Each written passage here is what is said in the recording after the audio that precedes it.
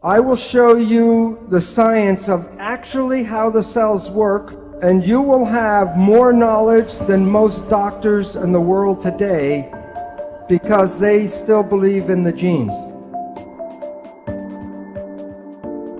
You are made out of 50 trillion cells, and the cells are the living entities. So you are a community, not a single person.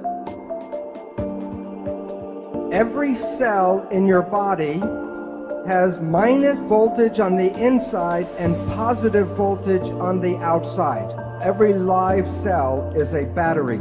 Every cell has about 1.4 volts. 50 trillion cells in the body times 1.4 volts is 700 trillion volts of electricity in your body right now.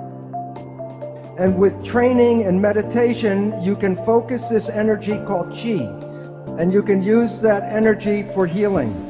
So while you see yourself as a physical entity, the new physics, you are energy waves interacting with each other right now. All animals and all plants communicate with vibration. The gazelle doesn't have to go up to the lion and say, "Are you my friend?" Because at the distance, the energy could be felt and the gazelle will not go there because of bad vibes. If we, when we were young, were taught to be sensitive to the vibrations, we would not find ourselves in bad relationships and bad places. But we are usually told not to go by our feelings, but to listen to what people have to say.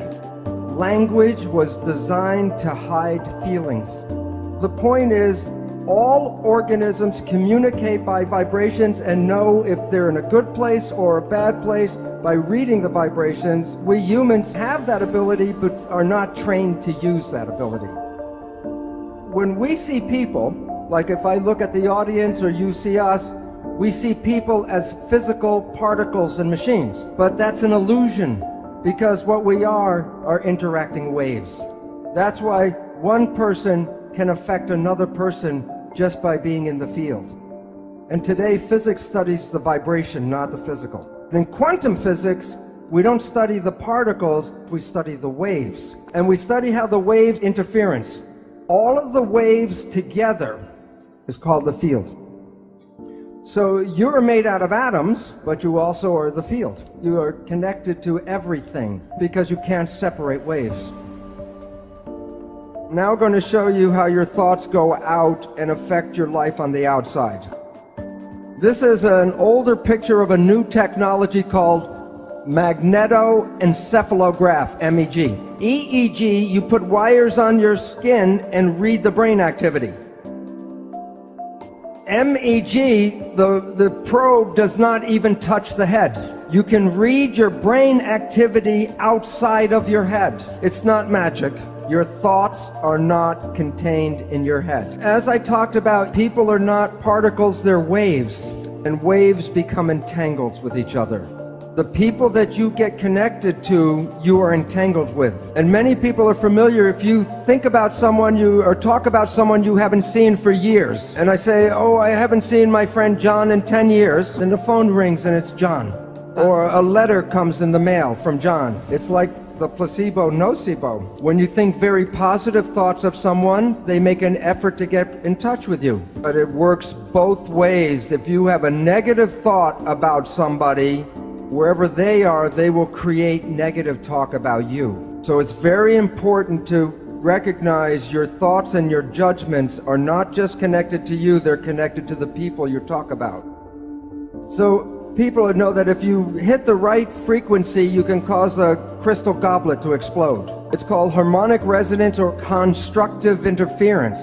You are like a tuning fork with your brain, and you're broadcasting frequencies of your thoughts. Which goblet is going to respond to your thoughts? The one that is harmonically resonant with your thoughts. If you live in fear, you're not going to activate the Dalai Lama, but you may get Scarface to show up. So when you are having thoughts, you are exciting and activating those things in the world that are connected to your thoughts. When a mugger is trying to pick out which person he's going to attack, of the different people walking down the street, which one do you think gets attacked?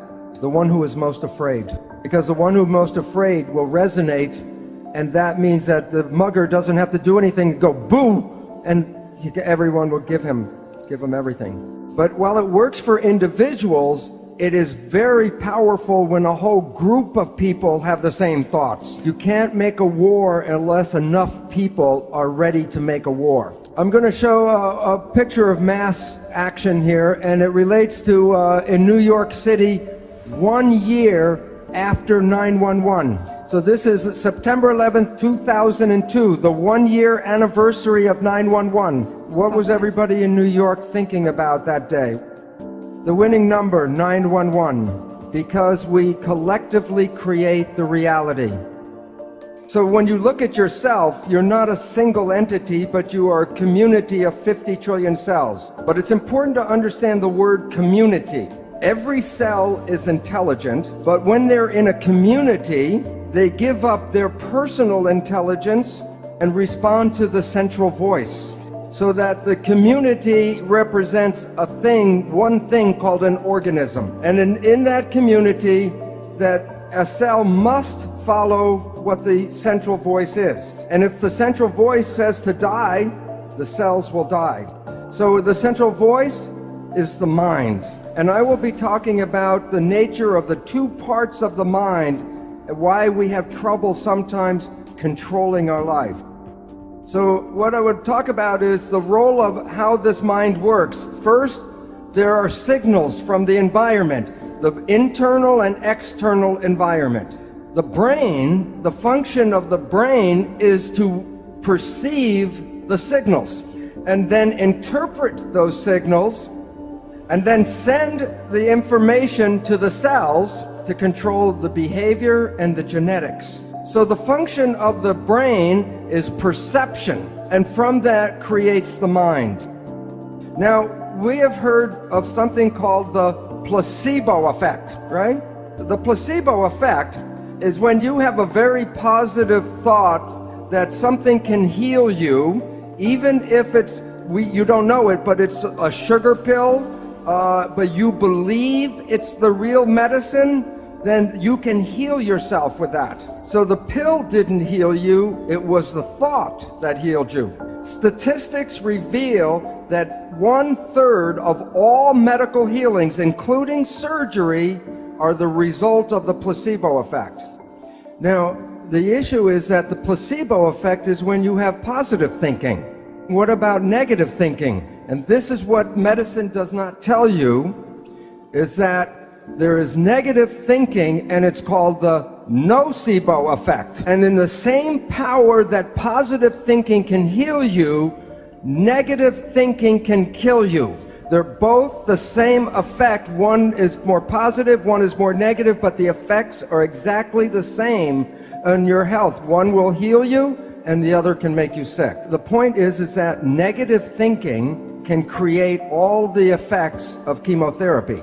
Now think about this. If a doctor tells you you have a disease, or the doctor tells you you're going to die, and you believe the doctor because he's the professional, the belief will give you a disease and can cause you to die.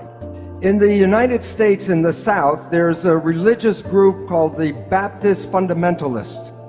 And this one group works themselves up into a state of ecstasy, religious ecstasy. And they believe God protects them. And so they will work with snakes, poisonous snakes like rattlesnakes, and they will even get bitten by the snake and nothing happens to them. Now look at this though.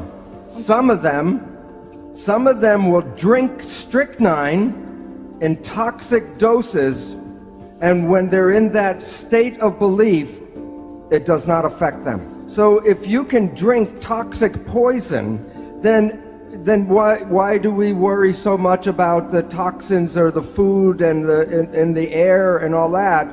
Because we have a belief that the toxins can kill us. But even though I know this, I will not drink strychnine. And why? Because my belief is not as strong as their belief. So if we were growing up and programmed with stronger beliefs, we would be more powerful than we are now.